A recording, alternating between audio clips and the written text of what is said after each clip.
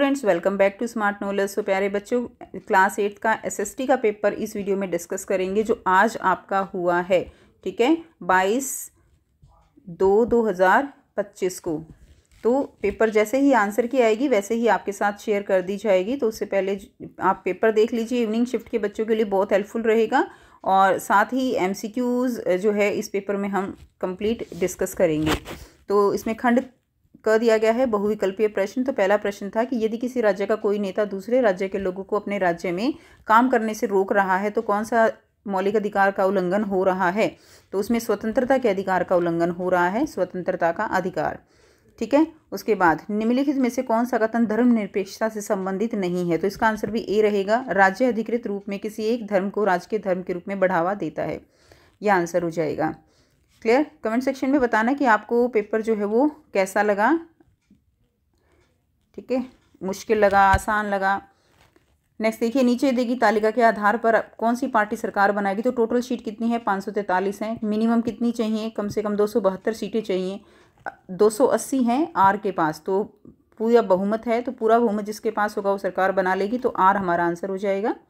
Next है, निम्न में कौन सा अपराध दीवानी अपराध शाखा के अंतर्गत आता है। तो दीवानी अपराध शाखा जो है वो कौन सा, इसमें देखिए चोरी, दहेज, हत्या, ये दीवानी में नहीं आते, फौजदारी में आते हैं। ठीक है, तो ये आ जाएगा डी, इसका आंसर हो जाएगा। जमीन की बिक्री से संबंधित विवाद।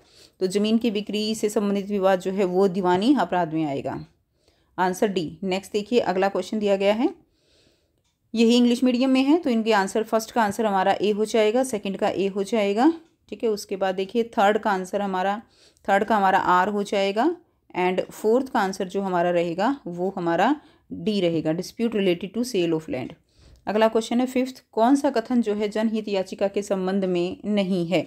तो कौन सा कथन यहाँ पे संबंध में नहीं है वो बताना है। तो इसमें हमारा आंसर जो हो जाएगा वो सी हो जाएगा। जनहित याचिका केवल जिला अदालतों में ही दायर की जा सकती है, ऐसा बिल्कुल नहीं है। तो इसका आंसर सी रहेगा। नेक्स्ट देखिए, भारतीय संविधान के किस अनुच्छेद के माध्यम से छुआछूत का उन्मूलन किया गया है। बहुत इंपॉर्टेंट क्वेश्चन मैंने आपको बताया था, अनुच्छेद 17। क्लियर। नेक्स्ट देखिए, अगला है, चावल की खेती के लिए क्या आवश्यक है। तो चावल की खेती के लिए ज़्यादा तापमान, अधिक आर्द्रता और वर्षा भी ज़्यादा चाहिए। 100 सेंटीमीटर से ज़्यादा वर्षा चाहिए। ठीक है, और जो है तापमान ज़्यादा चाहिए, कम से कम 25 डिग्री सेल्सियस से तो ज़्यादा तापमान चाहिए ही चाहिए। तो ये आंसर सी रहेगा। सुमेलित युगम करना है तो इसमें रिलायंस इंडस्ट्रीज़ वो क्या है, निजी क्षेत्र है। जबकि सुधा डेयरी आनंद ये क्या है, कोऑपरेटिव सेक्टर है, ये पब्लिक सेक्टर है। उसके बाद नेक्स्ट देखिए, और जो मारुति है ये भी एक जॉइंट सेक्टर है। ठीक है, नेक्स्ट देखिए, किसी क्षेत्र का जनसंख्या संगठन क्या बताता है। तो क्या बताता है कि किसी क्षेत्र में पुरुष और स्त्रियां कितनी हैं, तो किस आयु वर्ग की हैं। तो ये हमारा आंसर ए हो जाएगा। नेक्स्ट देखेंगे, अगला क्वेश्चन है, which of the following statement is not correct about PIL। PIL के बारे में, ये इंग्लिश मीडियम में दिए गए हैं तो इसके बारे में इसका आंसर सी हो जाएगा, इसका आर्टिकल 17 हो जाएगा। उसके बाद अगला क्वेश्चन है, राइस कल्टीवेशन के लिए क्या चाहिए, हाई टेम्परेचर, हाई ह्यूमिडिटी। उसके बाद इसका सी हो जाएगा, रिलायंस इंडस्ट्री। नेक्स्ट देखिए, द पॉपुलेशन कंपोजिशन में क्या आ जाएगा, इसमें हमारा आंसर ए रहेगा, number of male and female in the area. उसके बाद क्वेश्चन नंबर 10 है, उचित विकल्प की सहायता से आपको यहाँ पर रिक्त स्थान भरने हैं। तो 1756 में अलीवर्दी खान की मृत्यु के बाद कौन जो है यहाँ पर नवाब बने थे। तो सिराजुद्दौला जो नवाब बने थे। 19वीं सदी में विलय नीति की शुरुआत किसने की थी। तो लॉर्ड डलहौजी जो है उन्होंने विलय नीति की शुरुआत की थी। 1857 का विद्रोह किस स्थान पर हुआ था। तो सबसे पहले प्रारंभ जो है वो मेरठ में हुआ था 10 मई को। 10 मई 1857 को जो है किसमें शुरू हुआ था, मेरठ में। ठीक है, उसके बाद नेक्स्ट देखेंगे, अगला क्वेश्चन है, मई 1857 में ब्रिटिश ईस्ट इंडिया कंपनी के कुछ सिपाहियों ने कारतूस के साथ अभ्यास करने से मना कर दिया क्योंकि उन्हें लगता था कि नए कारतूस पर जो है गाय और सूअर की चर्बी का लेप चढ़ाया गया है। क्लियर। तो ये इसका आंसर जो है हो जाएगा। उसके बाद है, 19वीं सदी में प्राच्यवादी विचारधारा के समर्थक थे। तो कौन थे प्राच्यवादी विचारधारा के समर्थक। तो विलियम जोन्स जो है वो विचारधारा के समर्थक थे। ठीक है, विलियम जोन्स आएगा। नेक्स्ट देखिए, 1828 में पारित आर्म्स एक्ट के अनुसार जो है क्या, ये जो आर्म्स एक्ट था ये क्या था। तो ये एक्ट क्या था कि ये भारतीयों द्वारा अपने पास हथियार रखने का अधिकार जो है वो छीन लिया गया था।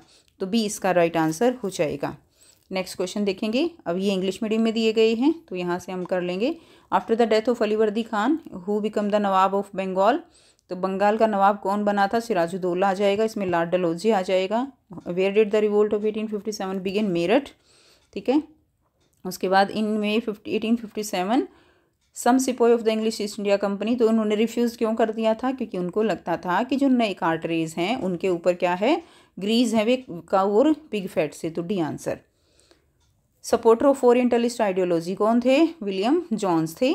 उसके बाद है according to the arms act of 1878 arms act के according the right of Indians to keep weapons was taken away, वो हथियार नहीं रख सकते थे।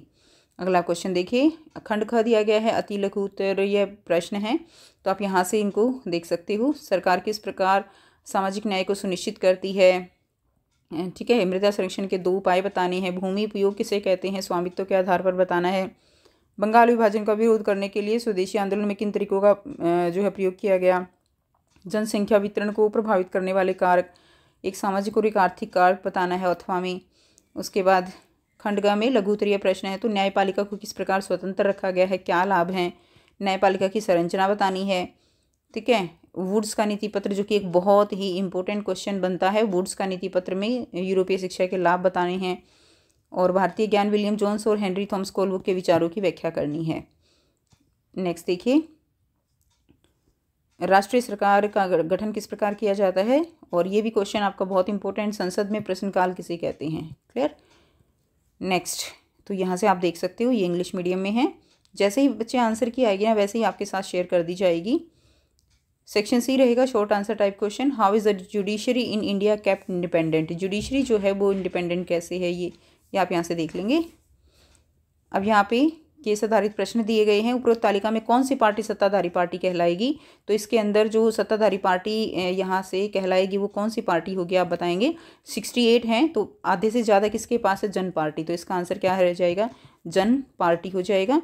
उपरोक्त तालिका के अनुसार कौन सी पार्टी प्रमुख विरोधी दल, विरोधी दल कौन होगा? सबसे ज़्यादा ऑपोजिट में किसके पास है? 21, तो इंसाफ पार्टी विरोधी दल कहलाएगी, दूसरे का आंसर हो जाएगा। मुख्यमंत्री का चुनाव किस प्रकार किया जाएगा? तो विधायक जो है, विधायक मुख्यमंत्री का चुनाव करेंगे, और मुख्यमंत्री का चुनाव शपथ कौन दिलवाएगा? राज्यपाल, राज्यपाल शपथ दिलवाएगा, विधायक मुख्यमंत्री का चुनाव करेंगे। अगला क्वेश्चन देखिए, इसमें भी आपको पढ़ना था, तो इसमें आपसे पूछा गया है चीनी बनाना किस प्रकार की आर्थिक क्रिया है? तो ये क्या है? चीनी बनाना द्वितीयक क्रिया रहेगी, ये पहले का आंसर हो जाएगा। पशुपालन किस प्रकार की है? तो ये जो है पशुपालन वो एक प्राथमिक क्रिया है, ठीक है। तो ये प्राथमिक, ये फर्स्ट का आंसर, ये सेकंड का हो जाएगा प्राथमिक, ये दूसरे का, ये पहले का, ठीक है। तृतीयक क्रियाएं किस प्रकार प्राथमिक और द्वितीयक में सहयोग करती हैं? तो सेवा कार्यों द्वारा, तो यहाँ से आ जाएगा ये देखिए, तृतीयक क्रिया प्राथमिक और द्वितीयक क्षेत्र को सेवा कार्यों द्वारा सहयोग प्रदान करती हैं, ये आंसर इसका हो जाएगा तीसरे का। नेक्स्ट देखिए, अगला क्वेश्चन है, इंग्लिश मीडियम में दिया गया है, तो बेटा हम हिंदी में डिस्कस कर चुके हैं, तो वहाँ से आप कर लेंगे। जल्दी ही वीडियो आएगी इवनिंग शिफ्ट के बच्चों के लिए पूरी एक्सप्लेनेशन के साथ, ठीक है, with question answer. Question number 12 है, यहाँ से क्वेश्चन नंबर 12 देखिए, आपको गद्यांश को ही पढ़ना था। मानव अपने पर्यावरण में जो परिवर्तन करता है वो क्यों करता है? तो अपनी आवश्यकताओं के लिए। मानव जो है वो परिवर्तन क्यों करेगा? आवश्यकताओं की पूर्ति के लिए, आवश्यकताओं की पूर्ति के लिए। क्लियर। मानव ने पर्यावरण का किस प्रकार उपयोग, तो मानव ने किस प्रकार उपयोग किया पर्यावरण का? फसल उगाकर, पशुपाल कर, ये आप लिख सकते हो इसमें, ये सेकंड का आंसर हो जाएगा, पशुपाल कर और फसल उगाकर। मानव द्वारा आवश्यकता से अधिक अन्न उपजाने से उसके जीवन में क्या परिवर्तन हुए? तो उसके जीवन में क्या परिवर्तन हुए? वो उसने व्यापार करना शुरू कर दिया। अगर अन्न ज़्यादा उगाने लगा तो व्यापार करना शुरू कर दिया, ठीक है। और समाज जो है उससे क्या हुआ? समाज व्यवस्थित होने लगा, आप ये लिख सकते हो, समाज व्यवस्थित होने लगा। क्लियर, ठीक है। या ये लिख सकते हो आप, ठीक, यहाँ से लिख दीजिए आप, एक काम कीजिए, इसको भी रहने दीजिए। व्यापार का पॉइंट आप लिख सकते हो, व्यापार आवश्यकता से अधिक अन्न उपजाया गया, वस्तु विनिमय पद्धति का विकास हुआ।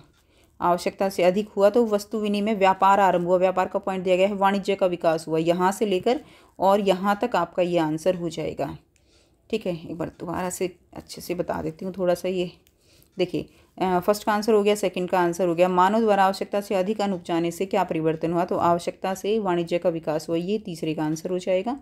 यहाँ से फसल उगाना दूसरा, ये दूसरे का हो जाएगा। परिवर्तन क्यों करता है, आवश्यकताएं पूरी करने के लिए, ऐसे लिख दीजिए, ये पहले का हो जाएगा। अगला देख लेते हैं, इसमें 17वीं शताब्दी के दिया गया है। तो किस प्रकार के संकट थे, कोई एक संकट बताना है। तो अधिक खर्च किया गया, तो वित्तीय संकट सबसे ज़्यादा था उस टाइम पे। ठीक है, कौन सा संकट था सबसे ज़्यादा, वित्तीय संकट। क्लियर है, तो इसमें वित्तीय संकट आ जाएगा, वित्तीय संकट एक लिखना है। उसके बाद देखिए, मनसबदारों को नियंत्रित करना कठिन क्यों हो गया, क्योंकि वो बहुत शक्तिशाली हो गए। ठीक है, तो आप लिख देंगे इसमें शक्तिशाली, मनसबदार जो है वो क्या हो गई, शक्तिशाली हो गई। दूसरा, राजस्व की मात्रा में कमी क्यों आई, तो सूबेदारों ने प्रांतों पर अपना नियंत्रण सुदृढ़ कर लिया और राजधानी में पहुंचने वाले राजस्व की मात्रा में कमी आती गई, तो ये तीसरे का आंसर हो जाएगा। तो ये हो जाएगा कंप्लीट आंसर। यहाँ से अगला क्वेश्चन देख लीजिए, ये इंग्लिश मीडियम में दिया गया है, तो इंग्लिश मीडियम के बच्चे इसको देख सकते हैं। ठीक है, उसके बाद आपको मैप दिया गया है। मैप में आपको अहमदाबाद, जलियांवाला बाग, चंपारण, लखनऊ, दिल्ली, झांसी ये मार्क करने थे। तो ये थे कंप्लीट पेपर। आई होप सभी बच्चों का पेपर अच्छा गया होगा। कमेंट सेक्शन में ज़रूर बताइएगा कि आपका पेपर कैसा गया। मिलते हैं नेक्स्ट वीडियो में। Take care, bye bye.